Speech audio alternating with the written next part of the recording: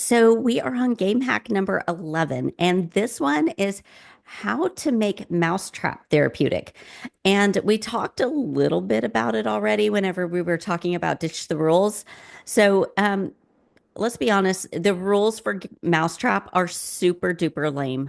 I mean, it is boring, boring, boring. If you just roll the die, move around, you have your little instructions in front of you, and then you slowly put the whole mousetrap together piece by piece according to the instructions. And I'll be honest, I do have a few kids that like doing it that way, and it's usually my little beavers. And it's just that personality type, that melancholy personality type. They usually like to play by the rules and follow all directions, and they really, that's their lane and they like it. But I would say probably 95% of my kids, they don't want to follow the rules. They want to have the challenge of putting it all together.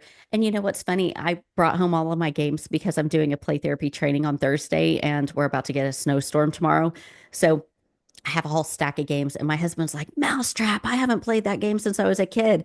And he just dumped out all the pieces on our living room floor and started putting it together. And, it's funny because even for a 50-year-old man, it's like, oh, now how does this go? And I was verbally walking him through it just like I do with my kids. So I think everybody, if you're unfamiliar with how all the pieces go together, sometimes you just kind of look at it and you're like, wow, there's a lot of parts here. What do I do with all of this? And so what happens is that kids are kind of put into a predicament. They can either sit there and tinker with it and figure it out themselves, or they can use communication skills and say, hey, Miss Tasha, how does this work? Where does this piece go? Have I got this put together correctly? And what I do is I sit close and I'm involved, but I'm more of a guide, and I kind of wait for them to turn to me. And sometimes it's only a look, and I know my kids. I know what they need. And whenever they look at me, sometimes I know, hey, this is a signal saying I need help. And for other ones, they kind of look up and I know that they're thinking, does this piece go here? Or do I have it wrong? But they still want to figure it out themselves. And so you kind of have to use a little bit of discernment of knowing your kids and what they need to know when to jump in, when to hold back.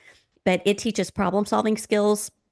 It is a great game for impulse control because if you don't follow the directions and you don't put it together right, the mousetrap's not going to work. And another thing that I find with kids with this particular game is they'll put it all together and they might go three or four times through making, the balls roll and the trap works and they catch the mouse.